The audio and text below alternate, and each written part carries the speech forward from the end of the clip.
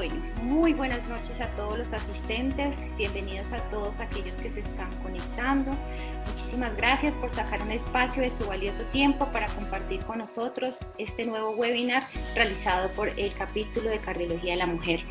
Me presento, mi nombre es María del Pilar Morales, yo soy cardióloga clínica y médica internista de la Universidad del Bosque, trabajo en la Fundación Santa Fe de Bogotá y en la línea cardiovascular de Colsubsidio Cardio 100. Primero que todo, quiero iniciar esta noche con un agradecimiento muy especial a la Sociedad Colombiana de Cardiología y de Cirugía Cardiovascular por brindarnos este espacio académico y también a los laboratorios AstraZeneca por su apoyo constante en la educación médica continuada.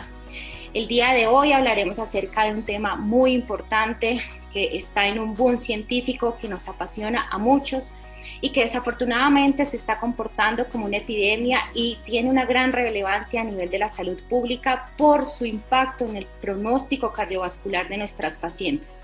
Se trata de la diabetes y hoy realizaremos el primero de 3 webinars que se realizarán este mes y hoy hablaremos específicamente de la prevención primaria y prevención secundaria de nuestros pacientes o de nuestras pacientes con diabetes. Sin más preámbulos, para mí es un gran privilegio presentar a nuestras 2 conferencistas, la doctora Mónica Jaramillo y la doctora María Alejandra Ibáñez. Comenzaré con la doctora María Alejandra Ibáñez, quien es pues nuestra presidenta del capítulo de la mujer. Ella es médica de la Universidad de Buenos Aires, especialista en cardiología de la Universidad Católica de Argentina. Ella es ecocardiografista de la Sociedad Argentina de Ultrasonografía, Premio Nacional 2019 de Corazones Responsables de la Fundación Colombiana del Corazón y, como ya les conté, es nuestra actual presidente del capítulo. El día de hoy ella desarrolla la actividad como cardióloga y ecocardiografista en la ciudad de Montería, Córdoba, y nos hablará acerca de corazón, mujer y diabetes desde la perspectiva de la prevención primaria. Doctora, todo suyo el auditorio virtual. Bienvenida. Buenas noches, María del Pilar, mil gracias por esa presentación. Un placer poder compartir nuevamente un webinar, aportar a mi querido capítulo Cardiología de la Mujer. Y sin más, voy a compartirles pantalla. Gracias, doctora. El tema que voy a abordar es mujer, diabetes y corazón, para finalmente responder a la pregunta de qué mueren las mujeres diabéticas. La diabetes mellitus es uno de los problemas de salud más relevantes que tenemos hoy en día. Está afectando a 463 millones de personas, algo más del 8% de la población mundial, y se sabe que afectará a casi 600 millones de personas en el año 2035, es decir, alrededor del 10% de la población mundial. Es decir, que además de la pandemia del COVID, estamos con otra pandemia, que es la de la diabetes en este siglo XXI. Y sin duda, si nos fijamos en el mapa del mundo, no dudamos de esta realidad. En el año 2017, 425 millones de personas estaban afectadas por diabetes y se prevé un aumento del 48% para el 2045, llegando a más de 629 millones de personas. Y si nos ubicamos en la situación de América del Sur y América Central, en el año 2017, la diabetes afectaba a 26 millones de personas y se prevé un crecimiento para el 2045 de 62%, es decir, 42 millones de personas afectadas por diabetes. Y siguiendo con los números, 1 de cada 11 adultos tiene diabetes, 1 de cada 5 mayores de 65 años tiene diabetes. La diabetes provocó en el año 2019 4.2 millones de muertes. 1 de cada 2 adultos con diabetes no ha sido diagnosticado. 1 de cada 6 nacimientos estuvo afectado por hiperglicemia durante el embarazo. Y resulta que el 79% de los adultos con diabetes vive en países de ingresos bajos y medios. Y esto es un problema también grande de costos, dado que el 12% de los gastos mundiales de salud se aplican a la diabetes. Y resulta que la diabetes es una enfermedad que dura para toda la vida y conocemos bien que puede dar complicaciones agudas, complicaciones crónicas. Dentro de las agudas sabemos bien de la hipoglicemia, hiperglicemia, coma hiperosmoral, cetoacidosis, y dentro de las crónicas la enfermedad cardiovascular, la enfermedad renal, la enfermedad del sistema nervioso, la retinopatía, el pie diabético y las complicaciones del embarazo. Pero sin duda son las enfermedades cardiovasculares la causa principal y más común de muerte y discapacidad entre las personas con diabetes. Y esta enfermedad acorta la esperanza de vida notablemente, se disminuye al menos 5 años en los países desarrollados como consecuencia de este riesgo de mortalidad, que como dijimos es entre 2 y 4 veces superior y se atribuye a las enfermedades cardiovasculares y se ha mantenido muy a pesar de las mejoras en prevención primaria y secundaria de las últimas décadas. Y si nos fijamos en los datos de la Organización Mundial de la Salud en el año 2000 con respecto a las 10 principales causas de muerte, la diabetes aquí no figuraba, pero ya si nos fijamos en las 10 principales causas de muerte en el 2016, la diabetes ya ocupa el 7º lugar. Y la cardiopatía coronaria es la causa de un 70% aproximadamente de la mortalidad en los diabéticos tipo 2. Y resulta que más de la mitad de estas personas que están afectadas por diabetes en el mundo son mujeres. Estamos hablando de más de 230 millones de mujeres afectadas por la diabetes. Conocemos los 3 tipos de diabetes, la tipo 1, la tipo 2 y la gestacional, y entre el 90 y 95% de la diabetes en mujeres es de tipo 2, que es un porcentaje similar al de los hombres. A nivel mundial hay más muertes en diabetes mujeres que en los hombres, 2.1 millones de mujeres frente a 1.8 millones al año de hombres que mueren por diabetes, y este exceso de riesgo se debe principalmente al mayor riesgo de muerte cardiovascular en las mujeres. La enfermedad coronaria, como dijimos, es la forma más frecuente de enfermedad cardiovascular y la más letal. Las mujeres con diabetes tienen un riesgo 1.81 veces mayor de muerte por enfermedad coronaria en comparación con las mujeres sin diabetes. Los hombres también, los diabéticos, tienen mayor riesgo de muerte, 1.48 frente a los hombres que no tienen diabetes en cuanto a su riesgo por muerte de enfermedad coronaria. También la enfermedad arterial periférica es mayor en las mujeres con respecto a los hombres, 1.8 veces, y la insuficiencia cardíaca, que es otra de las complicaciones más temidas, las mujeres con diabetes tienen 5 veces más probabilidad de tener insuficiencia cardíaca que las mujeres sin diabetes.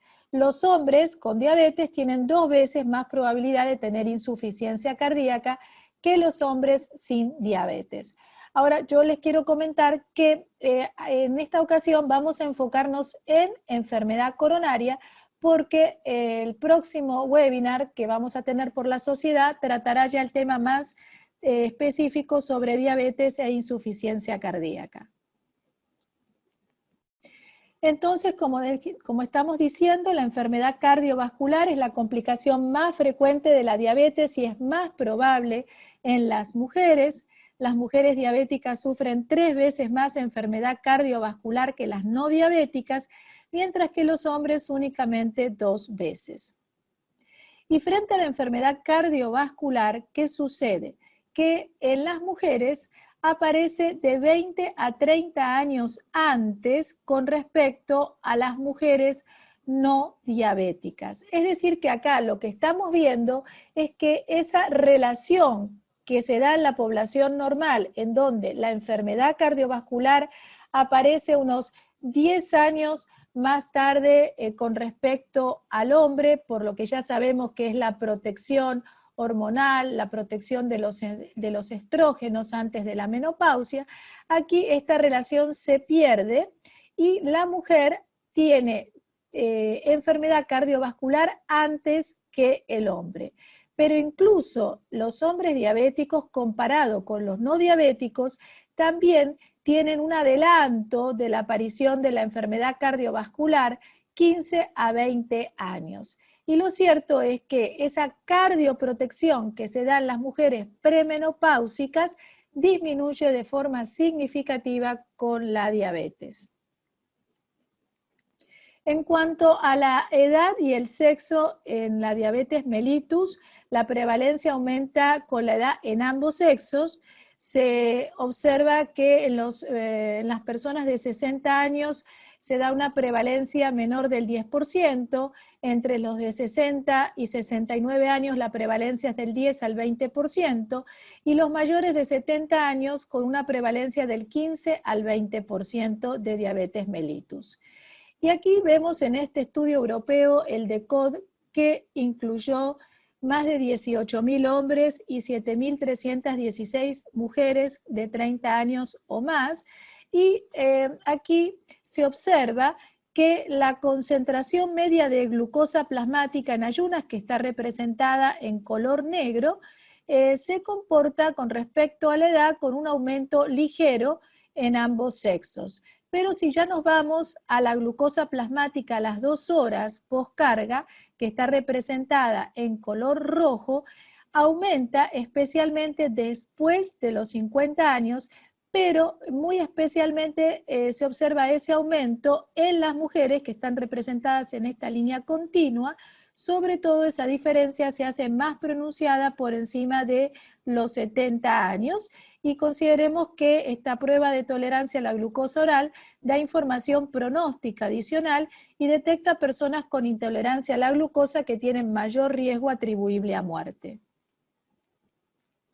Con respecto al infarto en la población diabética, sabemos bien que la incidencia ha disminuido notablemente en los últimos años, desde los años 90 hasta la actualidad, ha disminuido hasta en un 45%, gracias a las novedades terapéuticas que han ido apareciendo, al mejor control de la glicemia, de la presión arterial, del colesterol, y a todas las intervenciones precoces y de revascularización de las coronarias, y a la incorporación de la rehabilitación cardíaca. Pero muy a pesar de todos estos avances tecnológicos en cuanto a la revascularización y al tratamiento del infarto, la mortalidad sigue siendo muy elevada entre los pacientes con diabetes y síndrome coronario agudo, especialmente en las mujeres si las comparamos con los pacientes sin diabetes. Y hay una revisión de investigadores chinos de más de 49 estudios con más de 5 millones de participantes, que fue publicado el año pasado, donde se estudiaron las diferencias de sexo en la tasa de mortalidad asociada con la diabetes, y se observó que para las mujeres la diabetes confiere un 54 más de riesgo de muerte por cardiopatía coronaria. Y en comparación con los hombres con diabetes, las mujeres con diabetes tenían un 58% más de riesgo de mortalidad por enfermedad coronaria. Sin duda, la enfermedad cardiovascular es más agresiva en la mujer y mucho más en la mujer diabética. Y las mujeres diabéticas además tienen más riesgo de ingresar por infarto que las no diabéticas.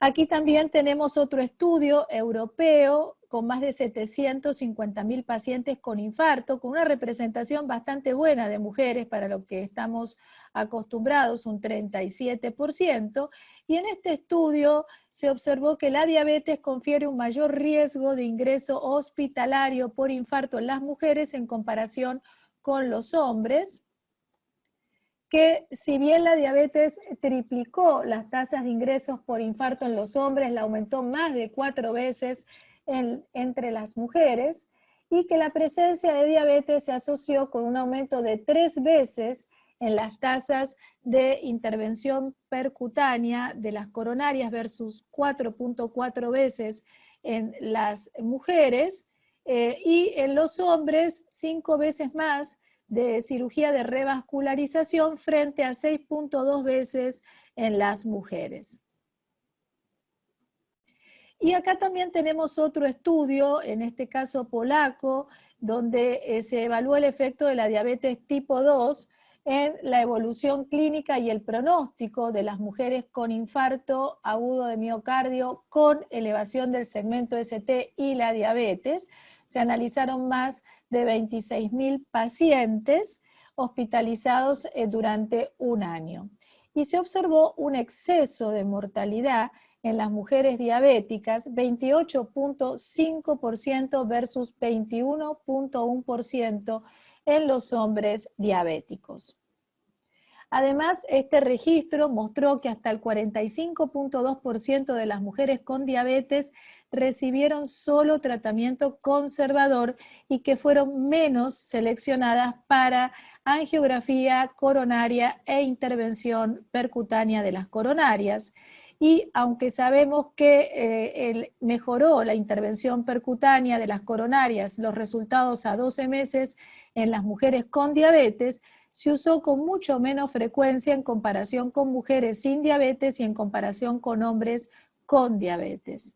Y este hecho de no ofrecer ninguna terapia de reperfusión a una de cada 2 mujeres probablemente tuvo las implicancias clínicas que vimos con estos resultados y estos pronósticos peores con respecto a los hombres. En este estudio también se vio que los diabéticos tipo 2 se presentaron con más frecuencia en las mujeres que en los hombres, 28% más en las mujeres frente al 16.6%. La proporción de mujeres fue mayor entre los pacientes con diabetes, 47.1 frente a 31.3, que las mujeres diabéticas tenían peores perfiles clínicos. Fíjense que tenían más hipercolesterolemia, más hipertensión y más obesidad, y las tasas de mortalidad hospitalaria a los 6 meses y al año eran mucho más altas. Tanto las mujeres como los hombres con diabetes tenían lesiones ateroscleróticas significativamente más avanzadas que las mujeres sin diabetes. Y el análisis multivariado indicó que la diabetes tipo 2 era un factor de riesgo independiente significativo para la mortalidad intrahospitalaria y al año en mujeres con infarto IST. ¿Qué factores entonces están asociados a esta mortalidad tan importante que observamos en las mujeres? Sin duda, las mujeres tienen mayor dificultad para controlar esta enfermedad. Y vamos entonces a analizar un poco más detenidamente cuáles son esos factores que asocian esta mortalidad tan importante en las mujeres. Primero, el peor control metabólico. Segundo, la presencia de más factores de riesgos y comorbilidades. Tercero, la identificación deficiente de los síntomas. Cuarto, y no menos importante, la desigualdad de género. Con respecto al peor control metabólico, sabemos bien el impacto de los cambios hormonales sobre los niveles de azúcar en sangre en los diferentes momentos de la vida de la mujer. Hay momentos donde controlar el azúcar se vuelve más complicado justamente por estos cambios hormonales. Esos momentos claves son la pubertad, el embarazo y la menopausia, etapas donde la mujer sufre una mayor variación de los niveles de azúcar asociados con mayor número de hipoglicemias, por ende un peor control de la diabetes, y además sabemos que estas variaciones no guardan un patrón específico que nos permita prevenirlo con ajustes en las dosis de insulina o cambios en la alimentación. Pensando ya en las diferentes etapas de la vida, las mujeres jóvenes en la pubertad, con el inicio de la menstruación, ahí ya se da lugar a cambios hormonales cíclicos que se mantienen hasta la menopausia. Las modificaciones en los niveles de estrógeno y progesterona que se producen en los días previos a la menstruación hace que la resistencia a la insulina sea mayor y por lo tanto la glucosa en sangre aumenta. Ya en los primeros días de la menstruación la tendencia es hacia la hipoglicemia, retomando nuevamente los niveles medios. Y además se suma otra dificultad que es que muchas mujeres no siempre tienen ciclos regulares, entonces todo esto se vuelve mucho más complicado para controlar los efectos de las hormonas. Siguiendo con las mujeres jóvenes y en la edad reproductiva, tenemos el síndrome de ovario poliquístico, que también se asocia con síndrome metabólico, que consiste en obesidad abdominal, con diabetes, dislipidemia e hipertensión, y sabemos que estos factores contribuyen a la disfunción endotelial, que es un marcador de enfermedad cardiovascular, y que varios estudios han indicado la presencia de anomalías de la función endotelial y de aterosclerosis subclínica en los pacientes con síndrome de ovario poliquístico. Otra etapa crucial y verdaderamente un reto para las mujeres con diabetes es el embarazo. Durante la gestación se producen cambios en la sensibilidad a la insulina y la resistencia a la insulina se incrementa a partir del segundo trimestre del embarazo. El otro tipo de diabetes que mencionamos, que fue la diabetes mellitus gestacional, es más frecuente en las mujeres obesas que ya tienen antecedentes familiares de diabetes tipo 2. Se da más en las mujeres mayores, gestantes de 35 a 40 años, con diabetes gestacionales en embarazos previos y, como también dijimos, con síndrome de ovario poliquístico.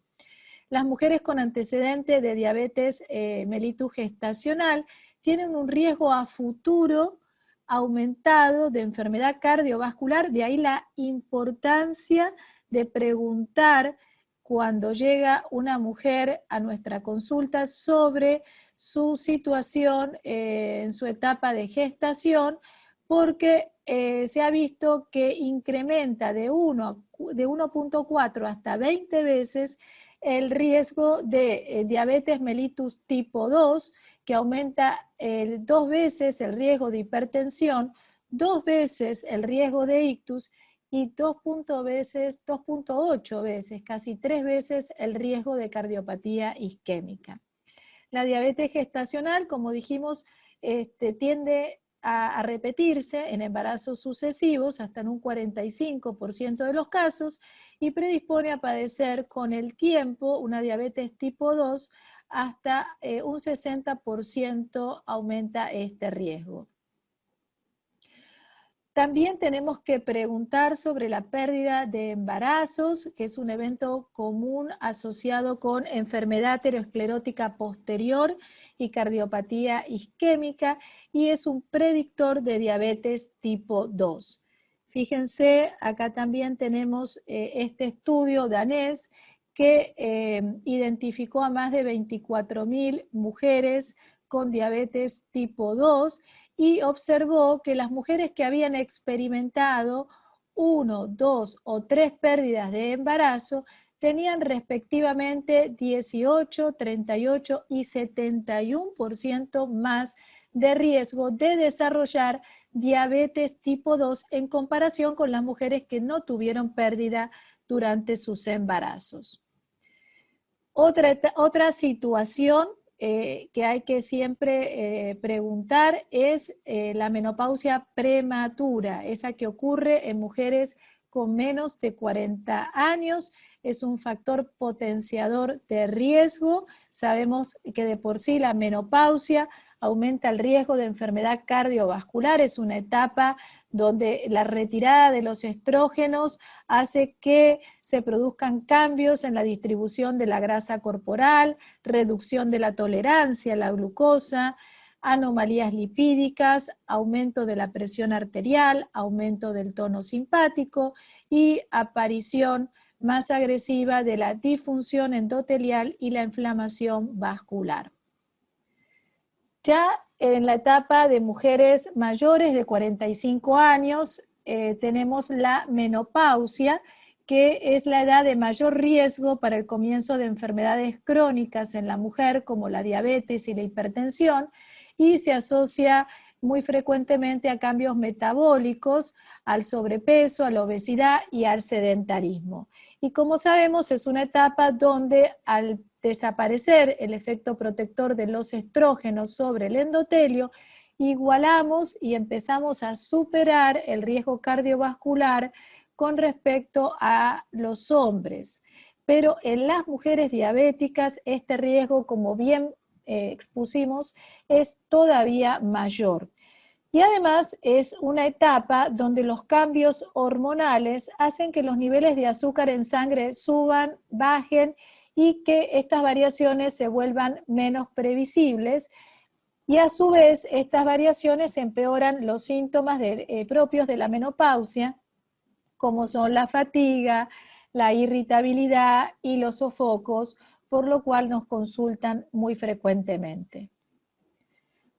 Volviendo entonces a estas condiciones que exponen a la mujer a mayor riesgo de mortalidad, a la mujer diabética con más riesgo de mortalidad, tenemos en segundo lugar la asociación de más factores de riesgo y comorbilidades en la mujer.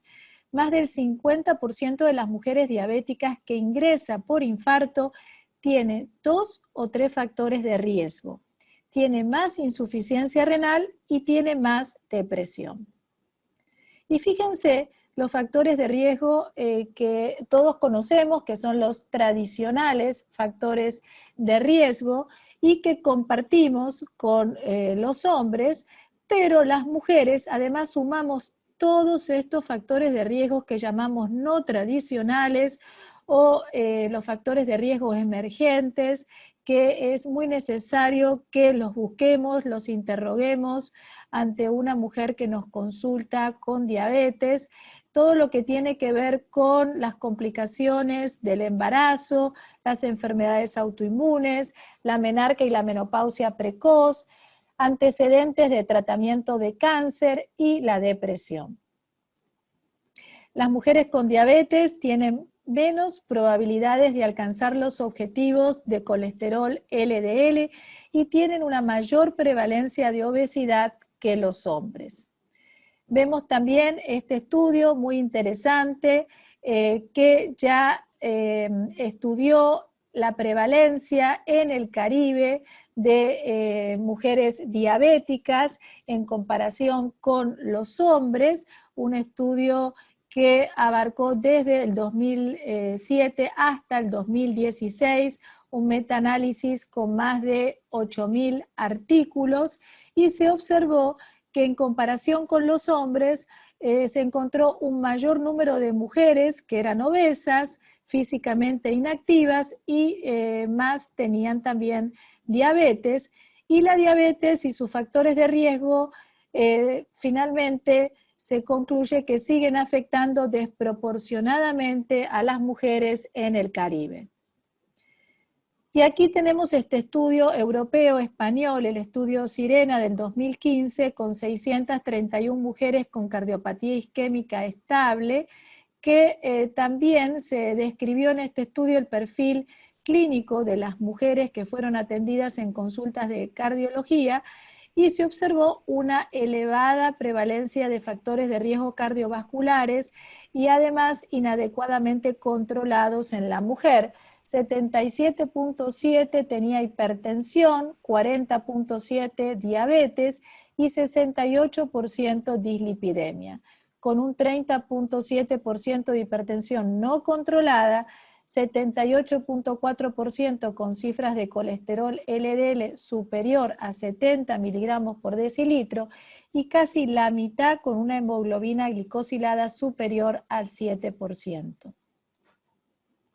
El estrés y la depresión es otro factor muy importante a tener en cuenta porque es un factor de riesgo para enfermedades cardiometabólicas, factor mucho más importante en las mujeres que en los hombres. Sabemos que las mujeres están más expuestas al estrés psicosocial que los hombres, que también están más predispuestas a la depresión, y esto hace que tenga una asociación más sólida con respecto al riesgo cardiometabólico en comparación con los hombres. Y además, estrés y depresión son muy importantes a la hora de conseguir en las mujeres la adherencia al tratamiento y también la adherencia a los programas de rehabilitación cardíaca. El otro punto a tener en cuenta para analizar por qué las mujeres diabéticas tienen tanta mortalidad es este punto fundamental, y es que hay una identificación deficiente de los síntomas. Las mujeres reconocen peor los síntomas de infarto.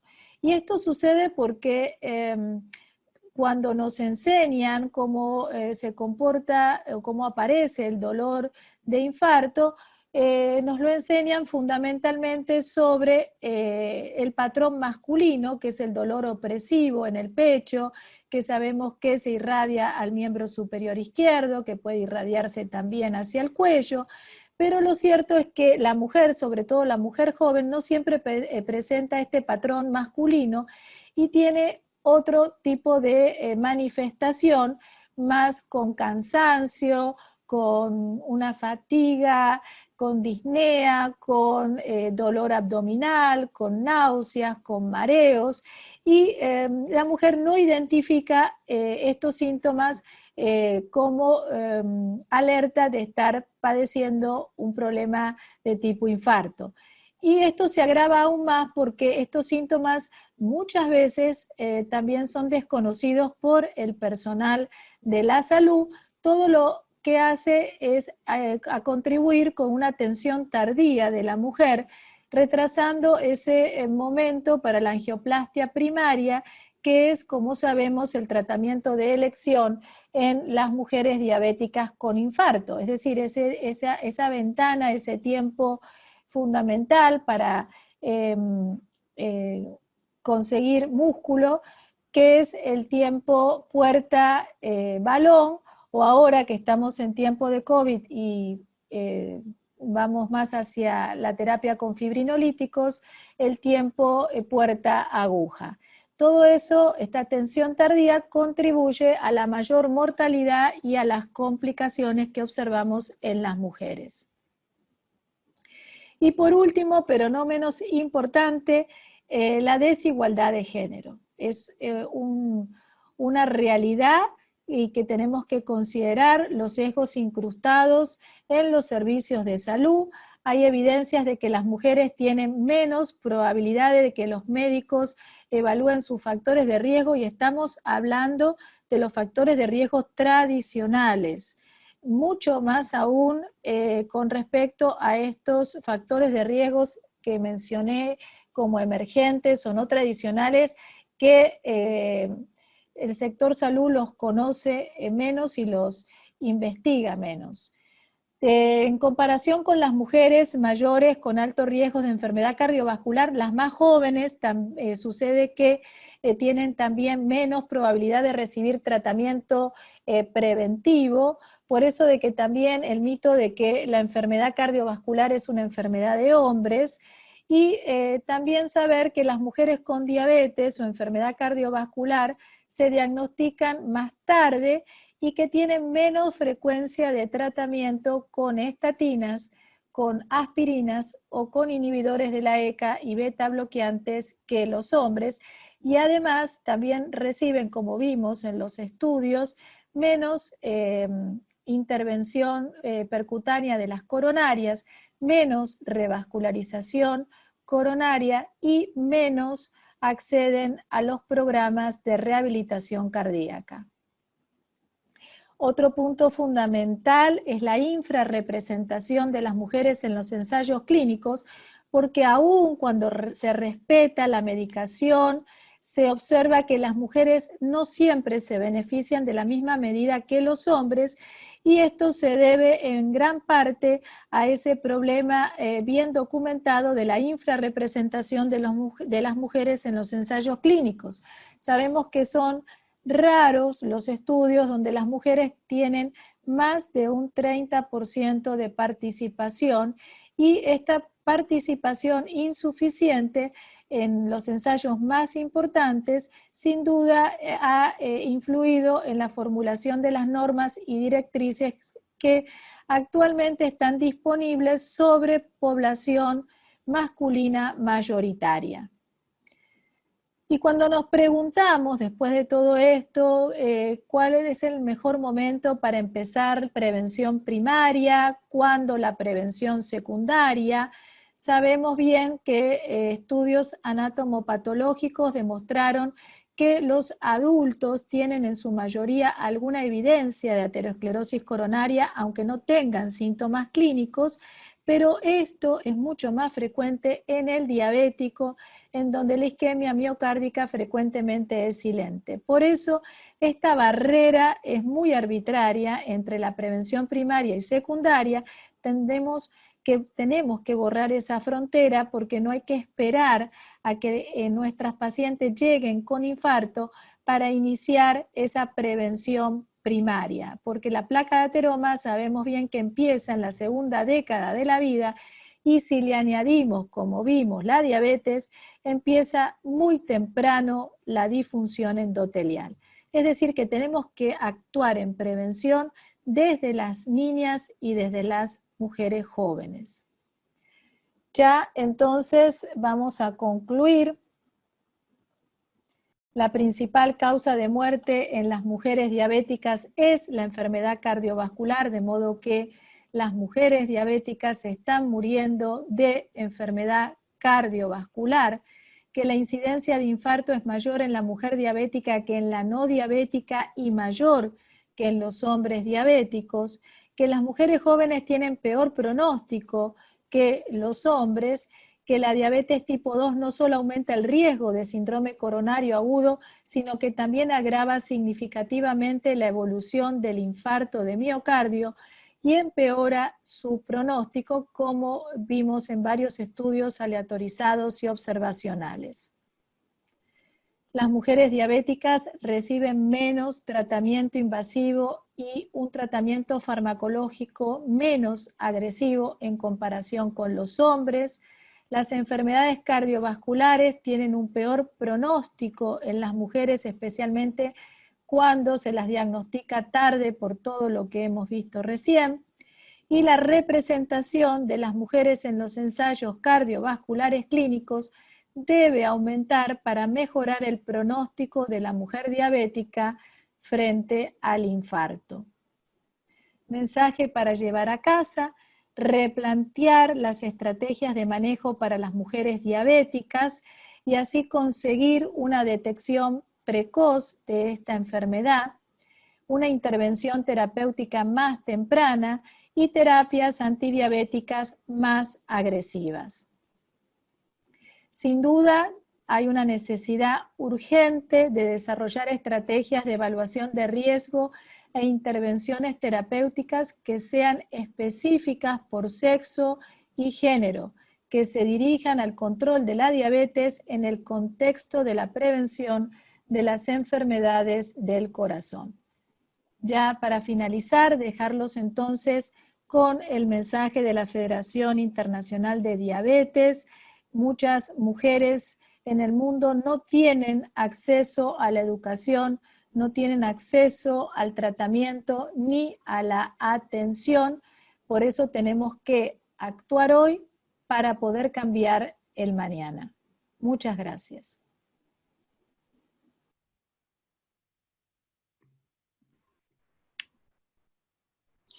Muchísimas gracias por su excelente presentación, doctora María Alejandra. Definitivamente una revisión súper completa acerca del impacto de esta enfermedad en nuestros pacientes y de la importancia de la prevención primaria.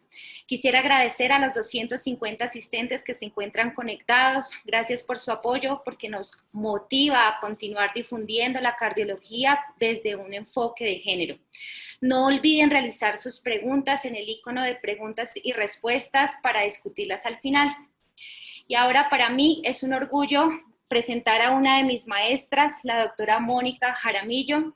Ella es médica internista y cardióloga, máster en insuficiencia cardíaca de la Universidad Meléndez Pelayo, cardióloga institucional de la Fundación Santa Fe de Bogotá, profesora asociada de la Universidad de los Andes y miembro de nuestro capítulo.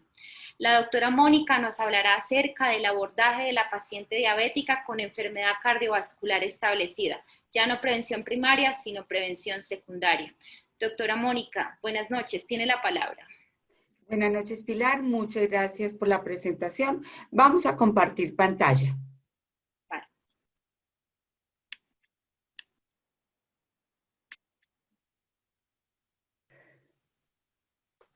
Buenas noches, bienvenidos a este webinar.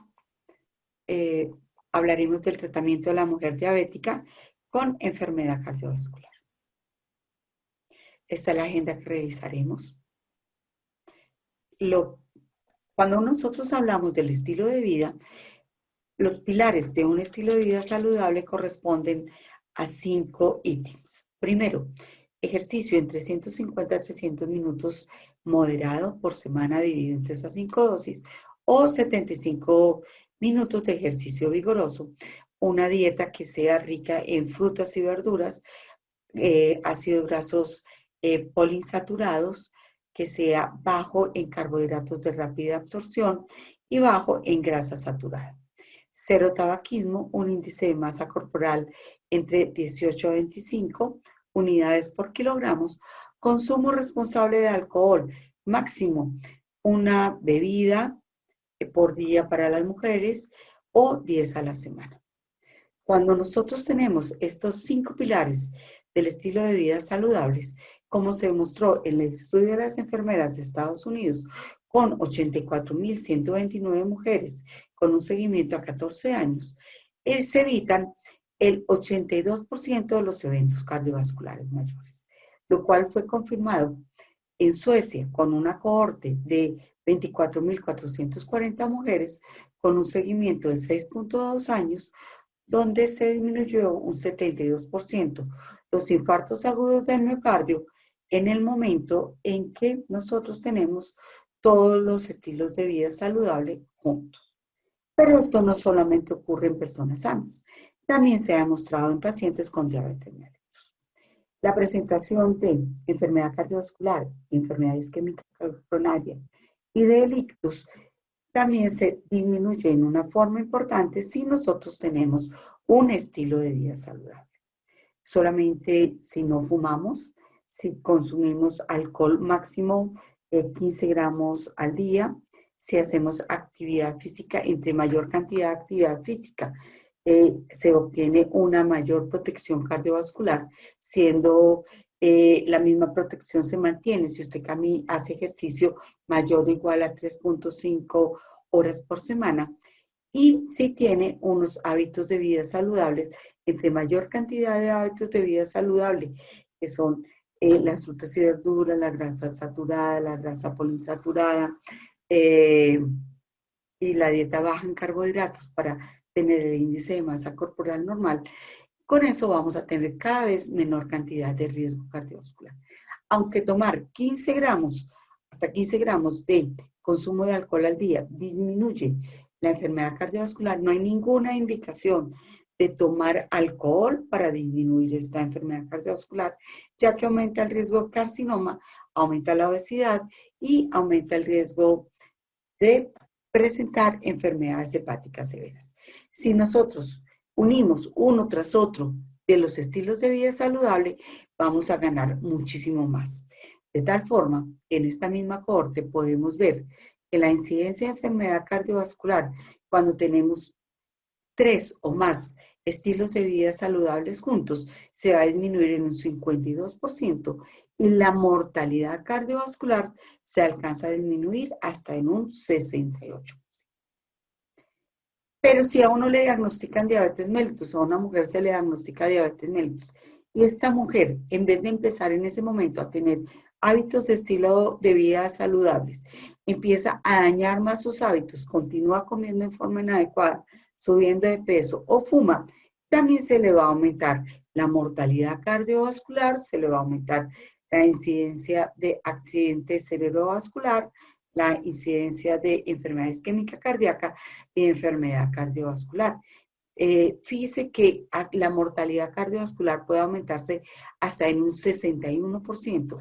Por lo tanto, es muy importante que todas las mujeres que tengan diabetes mellitus obtengan muchos estilos de vida saludables y los sumen para poder lograr el máximo beneficio. Los factores de riesgo. La enfermedad arterial oclusiva, pues ya sabemos que la diabetes mellitus es un factor de riesgo mayor para la enfermedad arterial oclusiva. Se diferencia de acuerdo al sexo y las mujeres tenemos una incidencia mayor de enfermedad coronaria fatal y de ictus. ¿Cuáles son las razones de esta desigualdad? Entonces, tal como vemos acá, pues los riesgos son mayores de mortalidad, pero también vamos a ver que los factores de riesgo asociados a enfermedad cardiovascular van a estar presentes y van a ser más severos en las mujeres que tienen diabetes mellitus que en los hombres que tienen diabetes mellitus. Por ejemplo, la presión arterial sistólica en las mujeres diabéticas es de 4.7, mientras que los hombres tienen una presión arterial sistólica, al compararla contra las personas no diabéticas, mayor de 4.18 milímetros. El colesterol total en las mujeres se va a aumentar, pero va a ser mucho menor que lo que se aumenta en los hombres. Pero en forma muy importante, las mujeres diabéticas tienen una gran disminución del colesterol de alta densidad. Y de la misma forma, su índice de masa corporal es muchísimo mayor que el de los hombres en el momento en que son diabéticas. Y esto hace que para que las mujeres se vuelvan diabéticas necesitan lograr mayor cantidad de índice de masa corporal y de esta misma forma van a adquirir mayor cantidad de número de factores de riesgo cardiovasculares asociados con la obesidad, como la diabetes, la hiperglucemia y la hipertensión arterial. Y su perímetro de cintura es muchísimo mayor que el de los hombres y que el de los hombres diabéticos y no diabéticos. Cuando hablamos de hipertensión arterial, estas son diferentes cohortes de seguimiento de personas hipertensas. Como ustedes verán, acá podemos sumar muchísimas personas, casi 1 millón de personas con seguimiento en total prácticamente de 10 años. Y encontramos que la presión arterial sistólica de las mujeres diabéticas, como ustedes ven acá en este sitio, va a ser muchísimo mayor que la presión arterial sistólica que se obtiene, bueno,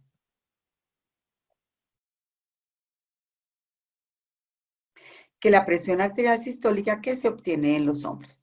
Acá vemos que la presión arterial sistólica de las mujeres es más o menos 134, 137, mientras que los hombres, algunos de ellos tienen 128, 130. Siempre la presión arterial sistólica de las mujeres va a ser mayor al compararla con los hombres diabéticos. Aparte de eso, la cantidad de personas controladas va a ser mayor entre el sexo masculino que en el sexo femenino. Y la presión arterial diastólica también va a ser mayor en las mujeres diabéticas que en los hombres diabéticos. Por lo tanto, para poder manejar la enfermedad cardiovascular en las mujeres, debemos controlar adecuadamente la hipertensión arterial. ¿A qué mujer diabética se le debe dar antihipertensivo? Y controlarla a toda aquella que tenga presión arterial mayor de 140/90. Todas las personas que sean diabéticas y que sean hipertensas se deben manejar en una forma individualizada. La meta debe ser cercana a los 130 milímetros. Si es posible, se puede poner por debajo de 130, pero nunca por debajo de 120 milímetros. Y en las personas mayores de 65 años, la meta de la sistólica debe ser entre 130 a 139. La diastólica, la meta es que esté por debajo de 80, pero siempre mayor a 70 milímetros. Así tengamos que sacrificar un poquito la presión arterial sistólica. Y si el paciente tiene muy alto riesgo de enfermedad cerebrovascular, nosotros podríamos tratar de bajarlo muy seleccionadamente en algunos pacientes a presiones arteriales menores de 130. Los cambios del estilo de vida son primordiales. El medicamento de elección son los bloqueadores del sistema renina-angiotensina-aldosterona, tanto un IECA como una ARA2, acordándose que los ARA2 tienen una mayor evidencia en disminución de la progresión renal. Y si la paciente es diabética, aparte de eso tiene microalbuminuria, proteinuria o hipertrofia ventricular izquierda, deben recibir preferiblemente estos bloqueadores del sistema renina-angiotensina-aldosterona. Si el paciente es un paciente que tiene alto riesgo de volverse diabético, como aquel que tiene glucosa en ayunas elevada o el paciente que tiene una curva de tolerancia a la glucosa inadecuada, también debe recibir bloqueadores del sistema renina-angiotensina-aldosterona, ya que han demostrado disminuir la progresión a diabetes al compararlo contra beta bloqueadores o diuréticos tiacídicos. En muchos de estos pacientes se pueden considerar los inhibidores del SGLT2 o aún los agonistas de los receptores del GLP-1 para ayudarlos a perder peso, disminuir la aterosclerosis y controlar la presión arterial de una forma adecuada. Estos pacientes deben monitorizarse la presión arterial en su casa y estas mujeres también deben tener, muchas de ellas, un monitoreo ambulatorio de presión arterial para descartar síndrome de apnea del sueño y un patrón DIP invertido.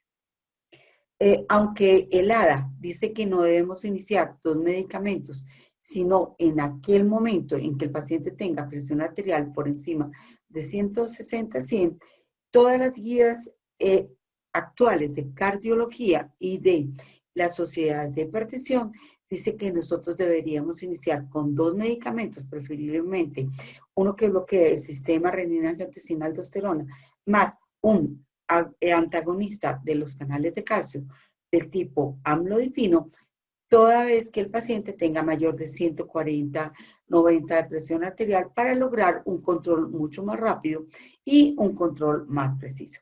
Si el paciente llega a tener albuminuria, evidentemente este paciente debe recibir, hacer todos los esfuerzos posibles para que ella reciba un bloqueador del sistema renina-angiotensina-aldosterona, que tienen demostrado la disminución de la progresión de la enfermedad renal. Cuando hablamos de hipercolesterolemia, entonces volvemos a encontrar exactamente lo mismo. En esta cohorte, con más de 1 millón de pacientes, encontramos que las mujeres diabéticas van a tener un promedio de colesterol LDL más o menos 103, 104, 110, 117, mientras que el promedio en esas mismas cohortes de los hombres que son diabéticos, el colesterol es mucho más bajo. Muchos de ellos tienen promedios menores de 90, pero en todas las comparaciones, el colesterol de las mujeres es mayor que el de las hombres. Esto hace que el riesgo cardiovascular de las mujeres sea mayor.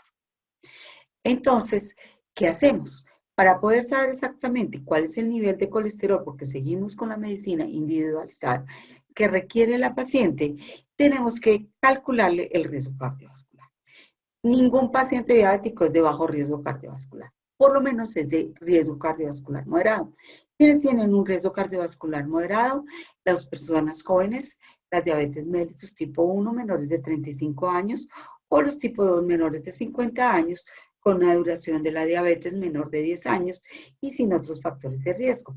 Alto riesgo se consideran todos estos pacientes que tengan más de 10 años de duración de la diabetes, que no tengan evidencia de daño de órgano blanco y que tengan al menos un factor de riesgo adicional.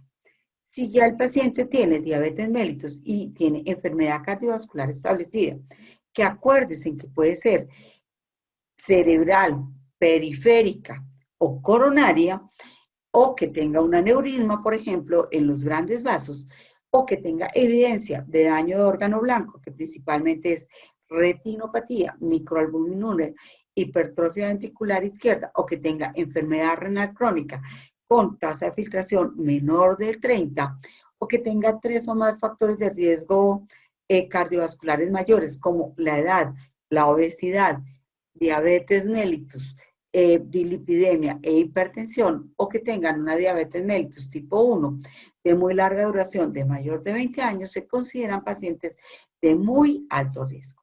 De acuerdo a las últimas guías, entonces, si ustedes tienen un paciente con riesgo moderado, de nuestra meta de colesterol LDL es menor de 100.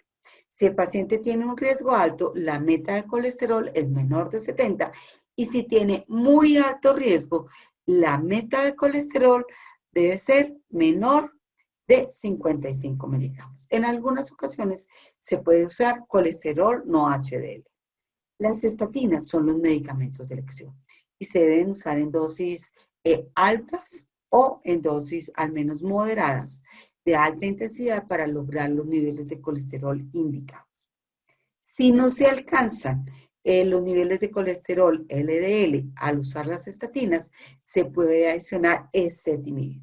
Y los pacientes de muy alto riesgo, si tienen un colesterol LDL elevado, a pesar del tratamiento con la dosis máxima tolerada de estatina y en combinación con ezetimibe, se le podría recomendar, y tiene indicación grado 1, evidencia A, de darle un inhibidor del PCSK9.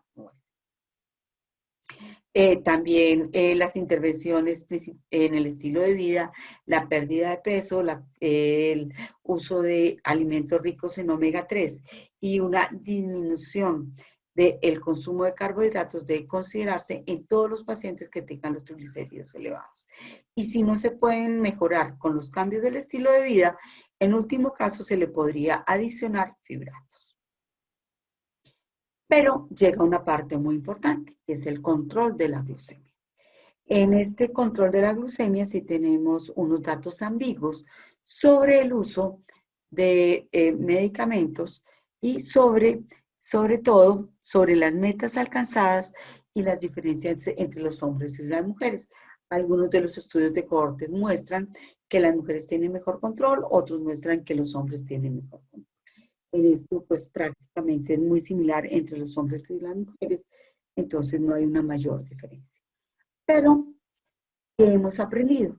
Lo que hemos aprendido es que no solamente es importante que nosotros tengamos una hemoglobina glucosilada adecuada en un paciente que es diabético, sino que aparte que tengamos una hemoglobina glucosilada adecuada, el medicamento que usemos no nos haga daño, que probablemente este medicamento tenga efectos protectores a diferentes niveles. Entonces, acá hay una línea de tiempo donde vemos el desarrollo de los diferentes medicamentos que se han usado para el control de la glucosa. Empecemos porque en 1959 salió la metformina, en el 56 la sulfonilurea, ya en el 84 la segunda generación de sulfonilúreas y en 1998 salió publicado el primer estudio que se llamaba el UKPDS 34, en el cual se realizó con metformina y se demostró que había disminución de eventos cardiovasculares. Posterior a eso, entonces, en el 2000 se publicaron otros estudios. Entre estos estudios que se publicaron en el 2005, que se publicaron con rosiglitazona y con otros medicamentos, no tuvieron unos resultados tan favorables desde el punto de vista cardiovascular, porque hubo aumentos de riesgo de complicaciones cardiovasculares. De tal forma que en el 2008 la FDA dijo que aparte de que los medicamentos hipoglicemiantes disminuyeran los eventos la diabetes y disminuyera la glucemia y disminuyera la hemoglobina glucosilada, tenían que demostrar que eran seguros desde el punto de vista cardiovascular. Esto hizo que en el 2012 saliera el primer estudio de desenlaces cardiovasculares con los hipoglicemiantes y posterior a eso, entonces han salido otros estudios. Tal como les mostraré en la próxima diapositiva. Entonces, en el 98 el UKPDS disminuyó el infarto en un 39%, la muerte en un 50%, el ictus en un 41%. Lo único malo es que esto no se ha podido volver a repetir. A pesar de que eso se demostró con otros estudios, no se ha podido repetir lo mismo. En cambio, en el 2005, con las sulfonilureas de primera generación, se aumentaron los eventos cardiovasculares entre un 16 a un 55%, las glitazones aumentaron los eventos de insuficiencia cardíaca y la rosiglitazona aumentó el infarto. Entonces ya empezaron a salir los estudios de los desenlaces cardiovasculares y los primeros fueron los de PP4 en el 2012, donde se demostró que tenían un efecto neutro. Ni disminuían los eventos cardiovasculares ni los aumentaban, excepto que la saxagliptina aumentó en un 27% la incidencia de insuficiencia cardíaca, y esto hizo que la FDA pusiera un warning, una caja, un aviso negro en la de saxagliptina y en alogliptina por el aumento de insuficiencia cardíaca. Luego, en el 2015, salieron los eventos de desenlaces cardiovasculares de los inhibidores del SGLT2 y del GLP-1. ¿Qué pasó acá? Serendipia. La primera cosa fue que salió el EMPA-REC. Y en el momento en que se publicó el EMPA-REC, nos llevamos una gran sorpresa. Sí, se disminuyó la hemoglobina glucosilada, pero solo en una forma moderada. Pero lo principal fue que disminuyó la mortalidad cardiovascular en un 38% y disminuyó la mortalidad total en un 32 a 34%. Esto fue una gran sorpresa y después de esto se empezaron a hacer muchísimo mayores estudios con inhibidores del SGLT2, como les mostraré ahora, unos resultados muy bonitos. Hay algo que quiero que vean. En el 2018 se presentaron dos estudios, el STENO2 y el registro sueco, donde básicamente lo que se demostró es que si ustedes tienen una hemoglobina glicosilada aproximadamente entre 7 a 7,5, no tienen tabaquismo y tienen todos los otros factores de riesgo cardiovasculares, como son dislipidemia, hipertensión y el ejercicio controlados, los pacientes diabéticos van a tener el mismo número de eventos cardiovasculares que los que tiene una persona no diabética. Por lo tanto, los factores de riesgo es muy importante que los controlemos. Entonces, acá les voy a mostrar los primeros estudios de desenlaces cardiovasculares con los inhibidores del SGLT2. Nosotros tenemos la empaglifosina, la canaglifosina, la DAPA, luego nuevamente cana y DAPA tienen otros estudios. Como verán, lo más llamativo de estos estudios es que ellos todos tienen una gran acción en disminuir eventos cardiovasculares. Cuando vemos los 3 puntos de eventos cardiovasculares mayores, encontramos que prácticamente todos los estudios tienen una disminución importante. Todos los medicamentos que están acá nombrados tienen una disminución importante que va entre un 14 a un 26% de el conjunto de todos los eventos cardiovasculares mayores. La muerte cardiovascular se disminuyó en un 38% con la empaglifosina, el infarto y lo que arrastraba principalmente la disminución de todos los eventos cardiovasculares en la empaglifosina fue la muerte cardiovascular. Cuando ya sumamos la muerte cardiovascular y las hospitalizaciones por falla cardíaca, se demostró una disminución del 34% y toda causa de mortalidad en un 32%. Pero estos resultados, en términos generales, fueron repetidos por los otros estudios que se presentaron.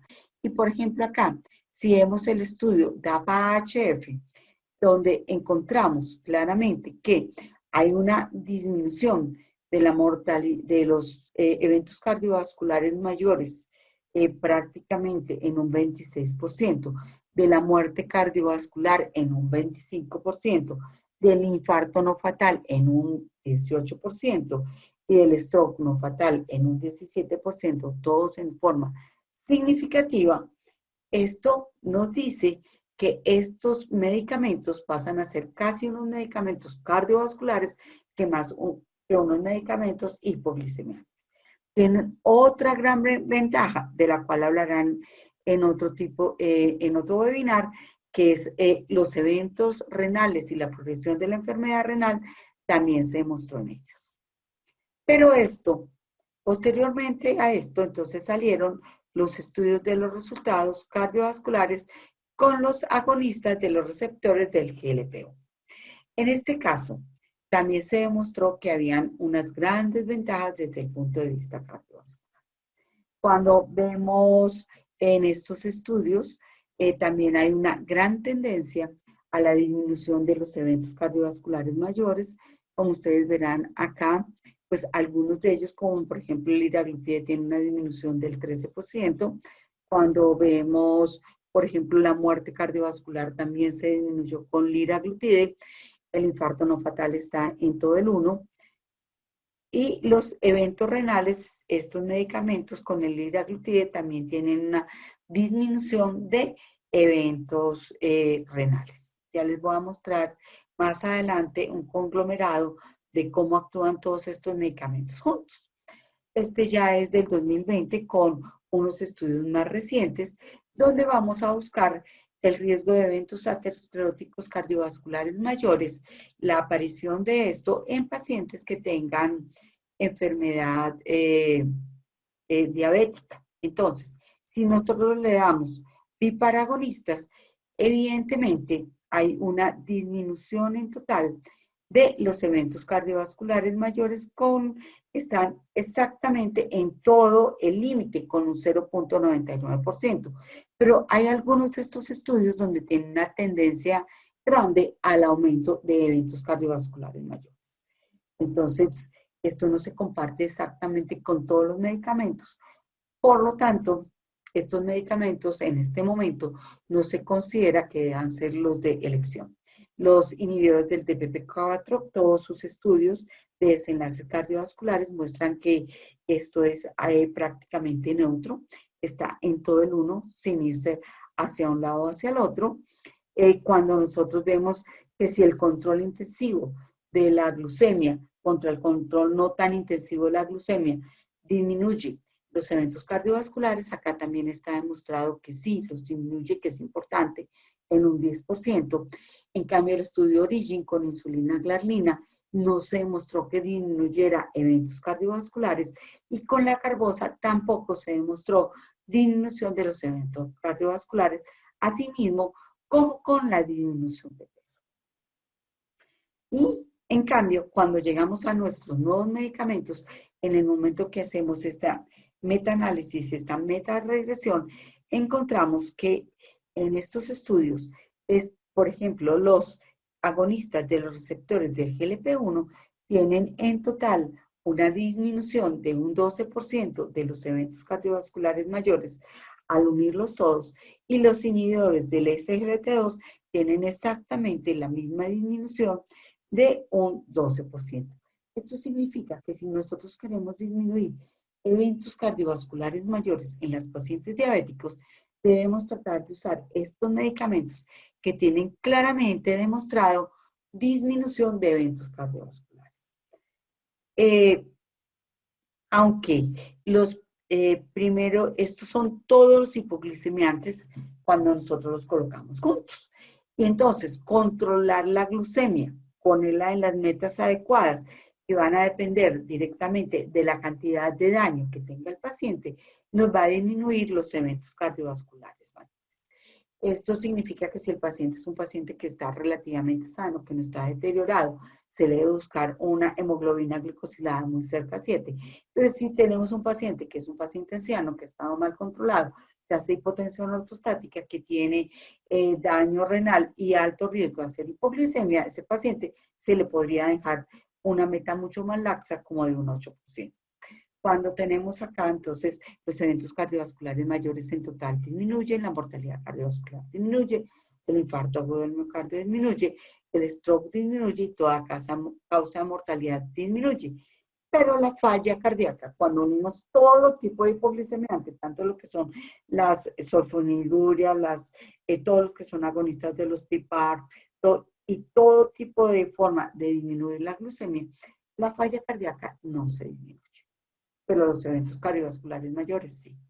Entonces, acá tenemos más o menos un resumen de los nuevos hipoglicemiantes. ¿Por qué? Porque los hipoglicemiantes antiguos, una vez que el paciente tenga eventos cardiovasculares, no deben usarse porque aumenta el riesgo de que presenten enfermedad cardiovascular y no disminuyen de la misma forma y de una forma segura los eventos cardiovasculares. Entonces, si ustedes ven, los inhibidores del DPP-4 prácticamente son neutros, con un aumento del 27% del riesgo de hospitalización por falla cardíaca.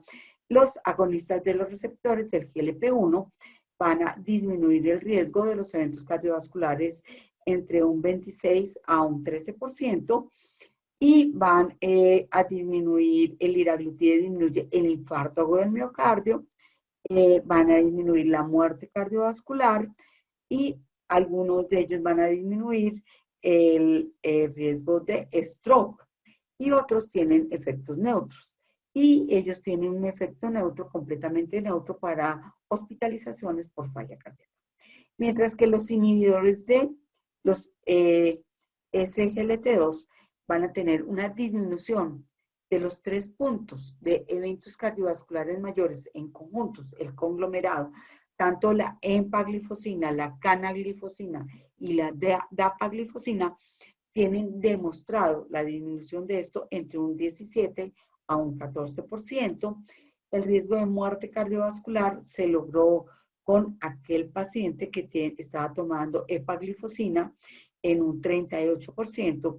Tiene un efecto neutral sobre el infarto agudo del miocardio y tiene un efecto neutral sobre el stroke.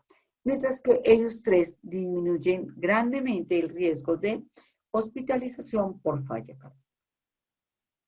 Entonces, ¿qué es lo que nosotros tenemos que hacer en este momento? ¿Qué se merecen las mujeres diabéticas?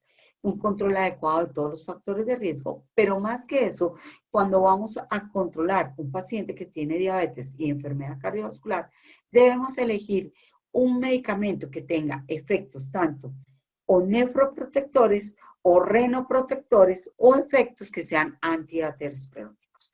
Si nosotros vamos a hablar de aquellos medicamentos que van a disminuir los eventos cardiovasculares, van a disminuir la nefropatía y disminuyen el peso, entonces tenemos dos tipos de medicamentos. ¿Cuáles son?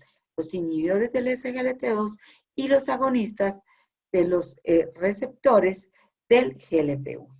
Esto va a hacer que el paciente simultáneamente tenga disminución de la progresión de la enfermedad aterosclerótica, así como disminución de la progresión del daño miocárdico y de la progresión de los eventos cardiovasculares mayores.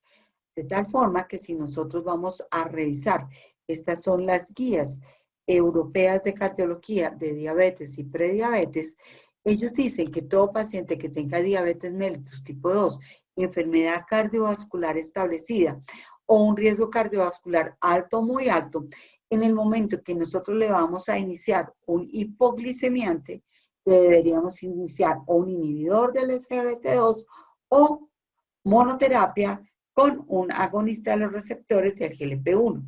Uno elige agonista del receptor GLP-1 principalmente en el paciente que está severamente obeso. Si no, el principal medicamento debería ser un inhibidor del SGLT2, ya que es un medicamento que es por vía oral, que es seguro y que tiene demostrado disminuir y cubrir la mayoría de los riesgos cardiovasculares. Si el paciente tiene diabetes mellitus tipo 2 y aparte de eso, este paciente va a tener ya sea metformina y sigue sin control o tiene también cualquiera de estos factores de riesgo, este paciente merece que para que le disminuyamos los eventos cardiovasculares, adherirle un inhibidor del SGLT2 y si el paciente no tiene enfermedad cardiovascular o muy alto riesgo cardiovascular, pues uno le podría continuar solamente con metformina. Esto es compartido por ERADA. ERADA en el 2020 también dice que si el paciente tiene alto riesgo cardiovascular o enfermedad cardiovascular establecida o enfermedad renal crónica o insuficiencia cardíaca, uno considera independientemente de la hemoglobina glucosilada de base o de acuerdo a la meta de hemoglobina glucosilada individualizada si la enfermedad cardiovascular predomina y si está establecida, y si el paciente tiene alto riesgo de enfermedad cardiovascular, más de 55 años con estenosis arterial coronaria carotidia o de miembros inferiores, uno podría darles un antagonista de los receptores del GLP-1 con beneficio cardiovascular establecido, o en el mismo nivel un inhibidor del SGLT2 con beneficio de enfermedad cardiovascular demostrado si el paciente tiene una tasa de filtración glomerular adecuada. Algunos de ellos no se deben usar cuando la tasa de filtración glomerular está por debajo de 15 o de 30. Y si el paciente tiene predominantemente enfermedad renal crónica o insuficiencia cardíaca, principalmente si la fracción de eyección está disminuida y la enfermedad renal crónica está entre 30 a 60 o tiene una tasa de filtración mayor de 30 y con evidencia de albuminuria, el paciente debe recibir preferiblemente inhibidores del SGLT2 para disminuir la progresión o reducir la aparición de insuficiencia cardíaca y disminuir la progresión de la enfermedad renal crónica.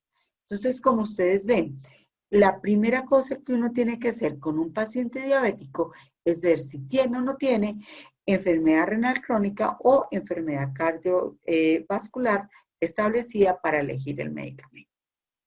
Entonces, ¿cuáles son los mensajes para llevar a casa?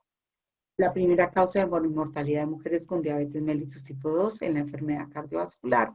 La prevención primordial es un estilo de vida saludable y una adherencia a los medicamentos. Para la prevención primaria y secundaria hay que cuidar adecuadamente los factores de riesgo, ya que se los diagnostican más tardíamente y se los corrigen más tardíamente. Y cuando vamos a elegir un medicamento hipoglucémico, este debe tener una protección reno-cardiovascular. Muchas gracias por su atención.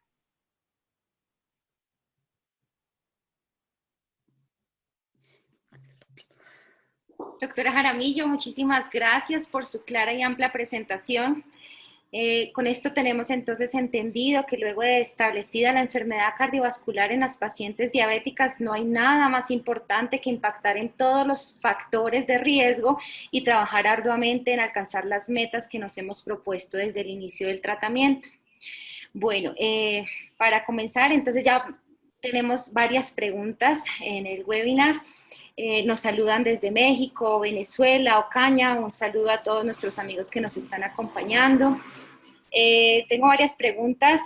Hoy voy a tratar como de dejar solamente las que están de prevención primaria y secundaria para el webinar, y posteriormente las de insuficiencia cardíaca y enfermedad renal crónica serán dispuestas para los otros webinars, a los cuales también están invitados, claro están. Doctora María Alejandra, tenemos una pregunta para usted. Considerando que las mujeres diabéticas tienen alto riesgo cardiovascular, ¿tenemos que indicar aspirina para prevenir un infarto a futuro? ¿Cuál es la evidencia al respecto, doctora? Bueno, esa es muy buena pregunta. El uso de la aspirina es una gran controversia. Sin duda, las guías nos señalan que tenemos que usar ASA en dosis bajas de 75 a 100 miligramos en prevención secundaria, es decir, aquel paciente que ya tiene un antecedente de enfermedad cardiovascular establecida, pero ¿qué hacemos con esos pacientes en prevención primaria que sabemos que tienen enfermedad aterosclerótica subyacente y estamos siempre como tentados de ponerles aspirina? Lo cierto es que los estudios como el ASEN han visto que definitivamente es mayor el riesgo de sangrados en esta población asintomática, de sangrados mayores, sobre todo los de tipo gastrointestinal. Entonces está contraindicado el uso para los diabéticos de riesgo moderado, pero también las guías recomiendan que los pacientes en prevención primaria, pero que tengan alto o muy alto riesgo, que ojo que son la mayoría, ahí sí podemos considerar el uso de ASA en dosis de 70 a 100 miligramos día, pero protegiendo con inhibidores de la bomba de protones todo el aparato gastrointestinal. Ok, perfecto. Entonces, alto y muy alto riesgo, podríamos pensar Sí, en, en por supuesto, prevención primaria sí. en prevención primaria. Muy bien, Moderado, ya definitivamente. está claro que sí. Sí. Bueno, para la doctora Mónica nos preguntan, en las mujeres diabéticas con historia de cardiopatía isquémica, ¿cuál sería para usted la mejor terapia antidiabética? Indudablemente los inhibidores del SGLT2, ya que pues, una de las principales causas de falla cardíaca con fracción de eyección reducida es la cardiomiopatía isquémica y estos han demostrado disminuir la progresión a insuficiencia cardíaca. La segunda cosa es que también tienen demostrado la disminución de eventos cardiovasculares mayores. Entonces, pues yo diría que estos medicamentos serían los de elección. Ok, doctora.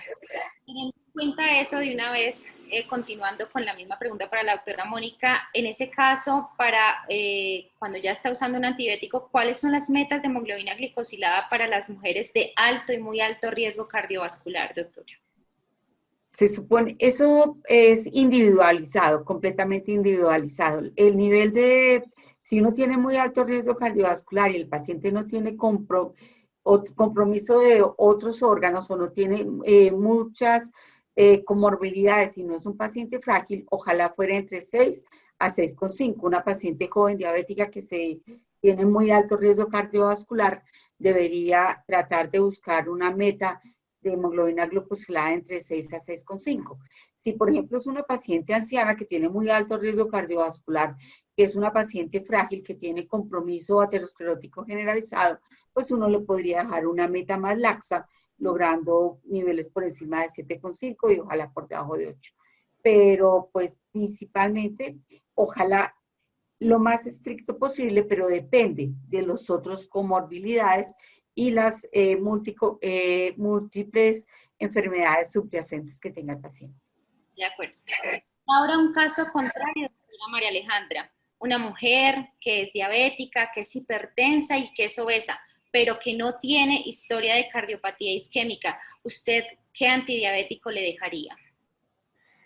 Bueno, a ver, estas mujeres diabéticas que son de alto riesgo también se benefician, aunque todavía no hayan tenido un evento cardiovascular establecido, también se benefician con terapia farmacológica, con metformina y con la inclusión, como decía la doctora Mónica, de los inhibidores de la SGLT2 o agonistas de la GLP-1. Y esto es importante porque es una recomendación relativamente nueva que tenemos en las guías del 2019 de incluir entonces a esta población que aún no ha tenido enfermedad cardiovascular, pero que es de alto o de muy alto riesgo.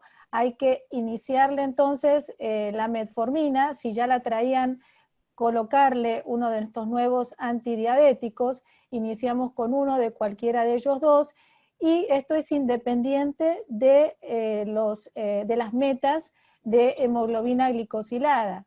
Ahora, si vemos que nuestra paciente no alcanzó las metas con esta terapia doble de metformina y uno de estos dos nuevos antidiabéticos, le incorporamos una triple terapia con el antidiabético nuevo que esté faltando. Es decir, si estaba con inhibidores de la SGLT2, le adicionamos un agonista de la GLP-1 y viceversa. Es decir, dar estos antidiabéticos nuevos que tienen evidencia en reducir los desenlaces cardiovasculares. Perfecto. Y teniendo en cuenta entonces eso que usted nos está contando al final, la doctora Mónica nos podría contar entonces cuáles son los posibles mecanismos de protección cardiorrenal de los inhibidores de la SGLT2. Sí, pues realmente todavía no está muy claro. Se sabe que estos medicamentos van a disminuir la presión arterial. Aparte de esto, tienen cambios a nivel del metabolismo, lo cual hace que haya más cantidad de cuerpos cetónicos disponibles para que el corazón tenga un metabolismo diferente. Al poder utilizar los cuerpos cetónicos van a tener menor progresión a insuficiencia cardíaca. Las otras cosas es que va a tener una disminución de lo que es el líquido intersticial, pero no el líquido intravascular, Con esto vamos a hacer una protección renal y vamos a tener una natriuresis más adecuada. Pero sobre todo lo que más gana son las ideas metabólicas, todas las teorías de los cambios metabólicos, del uso de diferentes combustibles a nivel del corazón. Esto hace que los sarcómeros y las células miocárdicas puedan durar muchísimos más años y la concentración de sodio a este nivel. Perfecto. Bueno, muchas gracias, doctora. Para la doctora María Alejandra, nos vamos con mujeres jóvenes y con diabetes gestacional. Nos preguntan, ¿cómo prevenimos las complicaciones cardiovasculares en mujeres diabéticas jóvenes y cuáles serían los criterios diagnósticos de la diabetes mellitus gestacional? Bueno, a ver, esto es interesante porque estábamos hablando de actuar en forma temprana, ahí también vi y agradezco a la doctora Eva María Picos que se conectó desde México y que nos estaba preguntando también sobre la mujer joven y la doctora Isabel Cárdenas sobre la diabetes gestacional. Efectivamente hay que empezar en etapas tempranas. Y cuando decimos en etapas tempranas y decíamos desde niñas, no estábamos exagerando.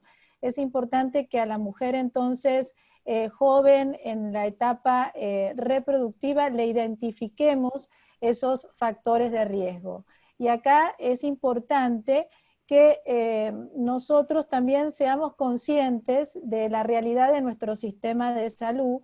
¿En qué sentido? En que muchas veces nosotros hacemos alta academia y nos olvidamos de educar a la mujer. ¿Y por qué lo digo? Porque desafortunadamente nuestro sistema de salud a veces no nos permite hacerle un seguimiento en todas las etapas de la vida a esa mujer y esa mujer va a estar como rotando de médico en médico y es importante que ella sea consciente de que tiene un factor de riesgo si de pronto presentó menarca temprana, síndrome de ovario poliquístico, complicaciones en el embarazo.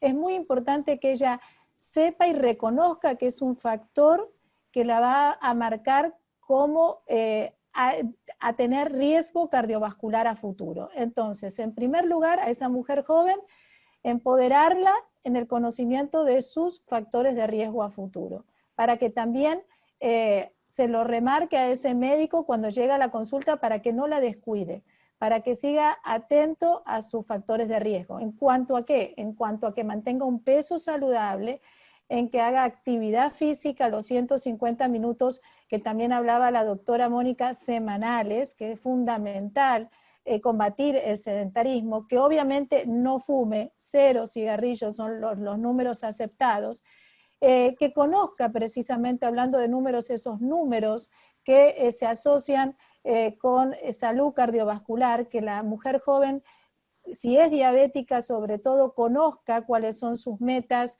de la cintura, sus metas de peso ideal, sus metas de presión arterial, de hemoglobina glicosilada, y que de alguna manera también nos exija a nosotros los profesionales que estemos muy pendientes de cuidarla. Y la respuesta de la diabetes gestacional, que es otro de los tipos de diabetes que vemos en la mujer joven, tenemos que hacer un diagnóstico entre la semana 24 y 28, pidiéndole su glicemia basal y también después de una carga. Si esos valores están por encima de 94 y 180 respectivamente, entonces empezamos a hacer el diagnóstico de diabetes gestacional. Pero importante que esa mujer, cuando nos llega, iniciando el embarazo, investiguemos. Tuvo otros partos con diabetes mellitus, tuvo o tiene antecedentes de familiares con diabetes, está obesa, es una mujer añosa mayor de 35 años, es decir, hay que empezar a sospecharla y buscar la diabetes para evitar sus complicaciones, para ella y para el bebé también. De acuerdo, totalmente. Bueno, por acá hay otra pregunta que siempre la hacen en la clínica, doctora Jaramillo. ¿Qué opina usted de si hay que tratar con los nuevos antidiabéticos a esos pacientes que son prediabéticos o que tienen síndrome metabólico, que cumplen los criterios de síndrome metabólico, ¿usted le daría nuevos antidiabéticos? ¿Sí? ¿No? ¿Por qué? ¿O decidiría otra terapia? Bueno, de todos modos no hay, depende de las otras comorbilidades que tenga. Si este paciente tiene, por ejemplo, para prevención primaria, aún antes de que el paciente tenga, si es un paciente prediabético y yo quiero darle, por ejemplo, uno de estos medicamentos, ¿cuándo sirve? Si yo quiero prevenir que se vaya a insuficiencia cardíaca o si el paciente tiene algo de alteración renal de base, entonces definitivamente el medicamento está indicado porque se puede usar tanto de acuerdo a la evidencia, uno puede usar estos medicamentos en pacientes que no sean diabéticos. Entonces, si es un paciente que tiene una prediabetes y un alto riesgo de esa insuficiencia cardíaca, por ejemplo, el que se infartó, probablemente uno lo pueda usar. O el paciente que se infartó y que es prediabético, pero que tiene una depuración de creatinina de 55, los estudios son claros. Tanto el DAPA HF como el DAPA de enfermedad renal demostraron que servían en pacientes diabéticos o no diabéticos. Para lo otro, pues, si es un paciente muy obeso, acuérdense que de acuerdo a la FDA, los agonistas de los receptores del GLP-1 pues, están aprobados para disminuir la obesidad y si el paciente ya ha hecho todos los otros pasos, uno también lo podría utilizar perfectamente y tiene evidencia y está aprobado por la FDA. A mí me gustaría darlos.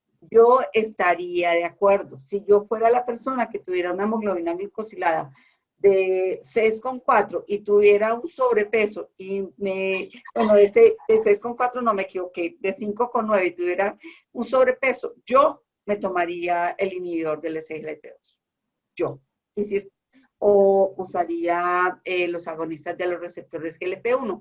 Pero de acuerdo a la evidencia, no se ha demostrado que disminuyan los eventos cardiovasculares.